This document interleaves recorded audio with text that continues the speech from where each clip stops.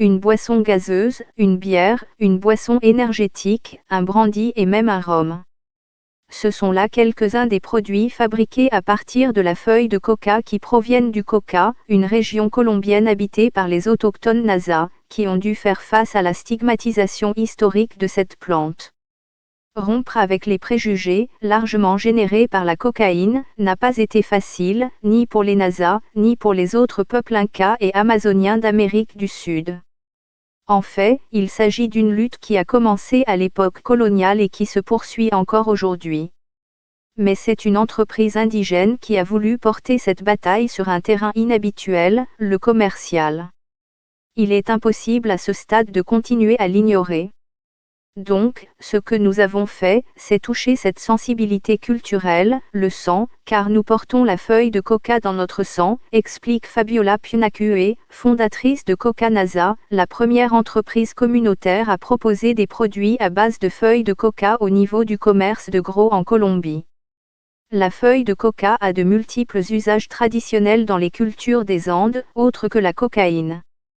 La plante a des propriétés analgésiques et mâcher ses feuilles donne de l'énergie et supprime la faim, la soif et la douleur.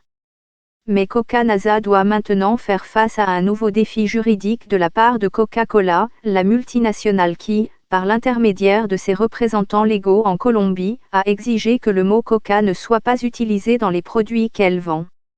Ils nous ont demandé de ne plus utiliser les marques liées à la feuille de coca qui portent le nom de coca. Il est très difficile de répondre à cette demande, car la feuille de coca est l'héritage des peuples indigènes, explique David Curtidor, le représentant légal de l'entreprise. C'est un différend non seulement spirituel, mais aussi économique. D'abord avec l'Empire espagnol qui l'a interdit, et maintenant avec l'Empire Coca-Cola, dit-il. L'idée de boisson à base de feuilles de coca est née lorsque Punakue était à l'université à Bogota à la fin des années 1990. Je trouvais intéressant de fabriquer un soda à partir de la feuille de coca, raconte TL. Son initiative a germé quelques années plus tard, lorsque Coca Sec, une boisson énergétique, a vu le jour en 2005. Il était très important de faire une boisson plus exquise devant les yeux et le palais des non-indigènes. Puis vint l'eau de vie de Walind, le coca libre, un mélange de sec et de Walind, la liqueur Coca-Ron et enfin la bière Coca-Cola. Nous aimons boire de la bière la Nasa et nous avons vu le potentiel de cette boisson, nous avons pensé que nous devions commencer à fabriquer un type de bière.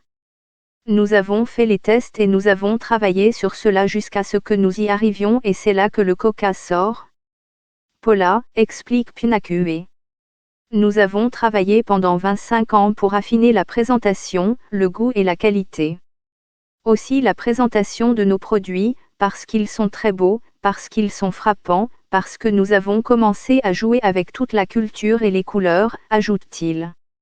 La bière Coca-Cola n'est pas encore vendue massivement, comme ses autres produits, car il s'agit encore d'un produit 100% artisanal. Coca Nasa compte 15 travailleurs. Mais la controverse avec Coca-Cola lui a donné un nouvel élan en Colombie, affirme sa créatrice. Il semble que cela ait dérangé les propriétaires de Coca-Cola, parce qu'ils disent que nous faisons du kidnapping, mais nous considérons que nous ne kidnappons personne, parce que la feuille de coca, nous les peuples, en avons hérité, dit-il.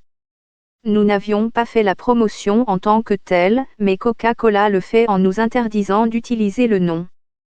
La célèbre boisson gazeuse doit son nom aux extraits de feuilles de coca que son créateur, le chimiste d'Atlanta John Pemberton, a initialement mélangé à du sirop de sucre. À l'époque, à la fin des années 1800, les extraits de feuilles de coca mélangés à du vin étaient un tonique courant, et la concoction sucrée de Pemberton lui permettait d'ignorer les lois locales interdisant la vente d'alcool. Au début du mois, un cabinet d'avocats de Bogota représentant Coca-Cola a lancé un défi juridique contre les produits vendus par l'entreprise locale. Son utilisation pourrait violer la loi sur les marques en Colombie et la loi sur la concurrence déloyale, avertit le cabinet d'avocats Brigar Castro dans le document daté du 26 novembre. Il a donné un délai de 10 jours ouvrables pour répondre. Curtidor explique que c'est le deuxième procès de Coca-Cola contre Coca-NASA, puisqu'en 2007, après le lancement de Coca Sec, ils ont reçu un procès qui a finalement été rejeté par les autorités. Plusieurs groupes d'avocats, des universités, nous ont offert leur soutien juridique pour nous défendre au cas où ils nous poursuivraient en justice. Dans Coca-NASA, ils croient qu'ils ne peuvent pas être forcés de retirer le nom Coca de leurs produits parce qu'une résolution de la Cour constitutionnelle colombienne a accordé la protection de l'utilisation du terme aux peuples autochtones. Les indigènes doivent aussi être valables pour leurs propositions politiques et économiques. Donc, de ce point de vue, il nous semble très important que nous soyons les propriétaires du savoir-faire, depuis les semailles jusqu'à la transformation et la mise en produit, dit Pnacue.